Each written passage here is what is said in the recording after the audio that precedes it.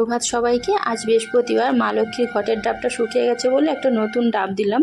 পাশে বাড়ির কাকিমায় ডাবটা দিয়েছে। তারপর আমাদের গাছের গোলাপ একটা মা লক্ষ্মীর মাথায় দিলাম, বেশ ভালো লাগছে। মা লক্ষ্মীকে একটু লাড্ডু আজকে আর দেয়নি, বোঁদে দিয়ে ভোগ দিলাম। তারপর আজকে বৃহস্পতিবার বলে গীতা পড়ে নিলাম, একটু লক্ষ্মীর পাঁচালিটাও পড়ে নিলাম। তানি সর্বাণি সংযম নারায়ণং নমস্কৃত্যং নরবৈষ্ণব নরোত্তমম দেবীং সরস্বতীশ্চৈব ততো জয়মুদি রয়ের বন্দে বিষ্ণু। ঠাকুরের প্রসাদটা তুলে প্রসাদ আর উষ্ণ গরম জল খেলাম। আর আজকে অনেকটা দেরি হয়েছে বলে ভাত করতে পারিনি, বৃহস্পতিবার বলে দেরি হয়েছে। তা একটু দুধ খেলো আর একটু ব্রেড সেঁকে দিলাম।